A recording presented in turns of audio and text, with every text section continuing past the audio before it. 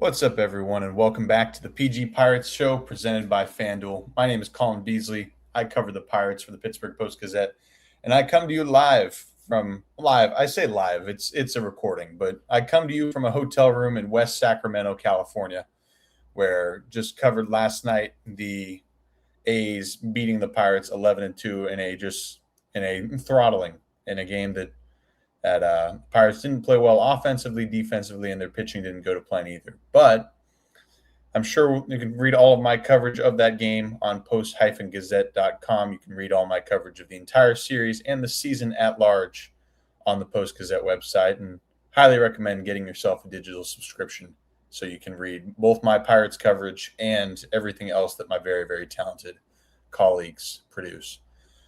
I could talk a lot about Jared Jones today. I could talk a lot about Carmen Majitsky and my thoughts on that strategy and what exactly the Pirates should be doing there. But I'm here today to talk about a different thing that I've written about recently, a different issue the Pirates are facing and a different topic of conversation in baseball at large. And that would be the salary cap and upcoming CBA negotiations. If you haven't seen it already, this is an article I'm proud of, so I recommend checking it out. But I spoke to Paul Skenes last week about his thoughts on baseball's CBA, the current labor situation, the current negotiations that are going on between MLB and the MLBPA. And he had some thoughts. He said some things. I'll get into all of them in this video, but I highly recommend checking out that article. Skenes, of course, is an interesting person to go to for this, both because he's a face of the game and someone who is knowledgeable about these things and thinks is just a key figure in the game. But he's also a member of the MLBPA's executive subcommittee, whereas he is one of 8 players elected by the league itself and by the league's players themselves, by the MLBPA, excuse me, to represent the players and take on a larger bargaining role and a larger leadership role. There are 8 players on the subcommittee. Skenes is by far the youngest. The others on this subcommittee are Tara Skubal, Jake Cronenworth, Chris Bassett, Pete Fairbanks, Cedric Mullins, Marcus Simeon, and Brett Suter. So some key names in there, and Skenes, of course, being one of them. But not here today to talk about the members of the subcommittee. I'm here to talk about what Skenes exactly said. And let's get into the conversation I had with him a little bit. Start off, one of the things that he wanted to clear up is that the players are very, very united in what they believe is best for the game. And I'm realizing I should probably go with some background here first, in case you're not aware of what's going on with the CBA negotiations. Baseball's collective bargaining agreement, CBA, is scheduled to expire on December 1st this year. And it is widely assumed, and I say assumed, it's essentially guaranteed that the league is going to lock out the players as the next CBA is being negotiated. There's a lot of things that go into it, so I'll go into really the simplified version of it, because the main issue is that the owners want there to be a salary cap. They want a maximum and a minimum on what players can be paid and what a team's payroll can be. And the players do not want a salary cap. They don't want to minimize what they can make in free agency. Yes, it's just the top guys making a lot of money, but players don't want to minimize what they can make, and they see it as a very team-friendly system. Obviously, Major League Baseball is the only league that doesn't have a salary cap, at least among the major 4 American sports, and there's issues with competitive balance and a whole lot of other things. Owners say that a salary cap would fix those competitive balance issues. Players say that this is a system that shouldn't be used, that they should be allowed to make whatever they want to make, whatever teams want to pay them. And that's basically the simplest form of it. So Major League Baseball and the MLBPA announced their first proposals recently. And MLB started officially proposing a salary cap system with a hard cap of $245.3 million and a hard floor of $171.2 million. go along with this, it proposed 50-50 revenue sharing between the owners and players and fully sharing local television revenues between all teams instead of the current system where the Dodgers have a significantly larger television deal than, say, the Pirates, and teams are kind of bound by what they make in television. The players blasted this proposal and offered up one of its own. One key facet was a competitive integrity tax, which is essentially a soft floor in which teams that do not spend a certain amount would forfeit some revenue-sharing dollars. The MLBPA proposal also included a shift in local television revenue sharing and a $1.5 million salary for players with annual raises. Obviously, right now, the minimum salary is $780,000. Skenes had some thoughts on this and said that we feel very strongly about our offer from the MLBPA side. He told me this. He said, we think it's very good for players and it will truly address the competitive disparity thing that MLB says they want to address. He also referred to comments from MLBPA interim head Bruce Meyer. Meyer told reporters that, quote, I thought they would try harder to make it look good. And Meyer claimed that the MLB proposal would have cost players more than $500 million if it had been in place in 2026, both in terms of the salaries they can make and how exactly revenue is shared between the owners and the players. Skenes paraphrased Meyer's words, saying that MLB's proposal managed to cobble together the worst system for players in all of sports. And I think it's true, Skenes said. I think their offer was very, very bad. Skenes was also worried about the 50-50 split between players and owners because he's worried that if teams wanted to spend more, they might be worried about how exactly revenue would be shared, and was worried that you wouldn't be able to pay a certain guy if players and owners are already at a 50% split. He said it's something he's still trying to understand, but it's something he's worried about. Now, Skenes obviously has a very unique view on this issue, both because, one, he plays for a small market team in the Pittsburgh Pirates, and the Pirates haven't been competitive for a long time. They've had 3 playoff appearances in the last 30 years and will never be one of the top spending teams in the sport. And the Pirates just played against the Dodgers, and the revenue issue like that was something that was clear. But the other thing that makes Skenes' perspective interesting on this is because of where he stands to gain if a salary cap is in fact implemented, or what he stands to lose. Skenes is one of the few players who is likely to sign a really, really large contract at some point in his playing career. He becomes a free agent after the 2029 season, and it's entirely likely he signs the largest deal for a pitcher in MLB history. It is entirely possible that if he wants to, if he stays healthy, if he continues to pitch at an elite level, he could sign a contract larger than the 12-year, $325 million deal that the Dodgers gave Yoshinobu Yamamoto. However, Skenes kind of pushed back on me when I brought up this point and brought up that perspective, and that he's someone who could end up making a lot of money if the salary cap system is not implemented, if it continues the way it is. And he said it should not be lost on anybody that everybody's livelihoods are going to be affected by whatever we agree on for the next CBA.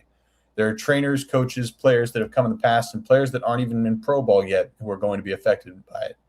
It's very easy to be in a perspective like this and think about yourself, and I think that is the completely wrong way to think about it. I think we need to think about every player and every demographic other than himself. The reason why he has this perspective is because of history, because of the 1994 World Series when the players went on strike because they believed that their current system wasn't good enough. Skenes said that there are players who have made sacrifices, lost careers because they want to make it better for everybody else, for everybody who's coming after them, not necessarily themselves. It would be a complete disservice, and it would be wrong, Skenes said, to cave on that. I think players as a whole understand that. Of course, that doesn't necessarily mean that the players aren't willing to accept a salary cap. Skenes never once said that the salary cap is the biggest issue. I asked him about the possibility of missing games, and he said there's a line that we're not going to cross, and if we have to miss games, we'll miss games. I'm sure the owners feel the same way, so we'll see. It'll be interesting. Probably not a lot that's going to happen until the time comes when we have to miss games. I asked him if that line is a salary cap, and he said it's whatever we decide the line is. and left it at that. That doesn't mean that they're absolutely opposed to a salary cap, though I think they are. It just means that they're not willing to negotiate in public in the exact same way. Like right now, all the two proposals are very far apart. Of course, they're going to be far apart. It's the first round of offers. So Skenes found it interesting, and I found that response interesting by Skenes, that he understands they're willing to miss games if necessary. And talk a little bit about that, but first, a little bit more after on Skenes' comments, but first, a word from our friends at IQ Bar. This episode is brought to you by IQ Bar, our exclusive snack, hydration, and coffee sponsor. IQ Bar protein bars, IQ Mix hydration mixes, and IQ Joe mushroom coffees are the delicious, low-sugar, brain and body fuel you need to win your day. All IQ Bar products are clean label certified and entirely free from gluten, dairy, soy, GMOs, and artificial ingredients. There are plenty of flavor of combinations to choose from across all IQ Bar products, including mint chocolate chip, blueberry pomegranate, and vanilla spice. With over 25,000 five-star reviews and counting, more people than ever are fueling their busy lifestyles with IQ Bar's brain and body-boosting bars, hydration mixes, and mushroom coffees. And their ultimate sampler pack includes all three. Right now, IQ Bar is offering our special podcast listeners 20% off all IQ Bar products, including the ultimate sampler pack, plus free shipping. To get your 20% off, text MLB to 64,000. Text MLB to 64,000. That's MLB to 64,000's message and data rates may apply. See terms for details. Thank you, IQ Bar. So obviously the elephant in the room and why you guys are most likely watching this video is wondering how these two proposals could affect the Pirates. Obviously, the Pirates, as I mentioned before, have struggled. They've been a low revenue, low money, low spending team over the last couple of years. And really, if either proposal came to pass, that would change. If there was a salary cap, the Pirates would have to spend at least $171.2 million. And that system that includes fully shared television revenues and other financial changes would help them be able to do so. Per MLB figures, 12 teams, including the Pirates, would need to raise their payroll by a combined $617 million if MLB's proposal were enacted. 8 teams, including the Dodgers, would need to decrease their payrolls by a combined $578 million to meet the new salary cap. If they had to spend that money, maybe that means that they're able to extend Paul Skenes, that they're able to re-sign him. Maybe that means that it would be possible. Of course, there still would be a free market system, and Paul Skenes would still have a lot of bidders for his services if he is to hit free agency. But that's really one of the biggest things in here is if a salary cap system happens, the Pirates would have to spend money. Other teams would have to cut payroll. Maybe that would mean that Paul Skenes is more likely to become a Pirate.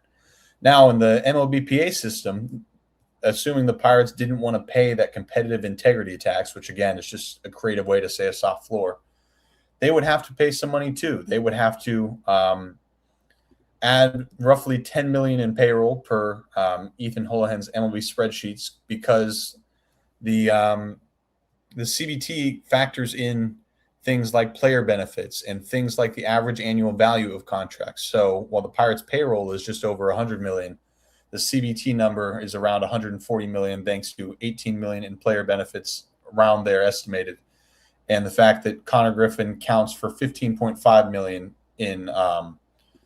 in payroll as opposed to the $1 million he's actually making this year, just as a result of the extension he's going to be there. However, with all that said, the Pirates, these two offers were very far away from each other, and there's going to be some middle ground. There's going to be a chance for negotiation. There's going to be time for compromise, and that is something that will happen over the next couple of months.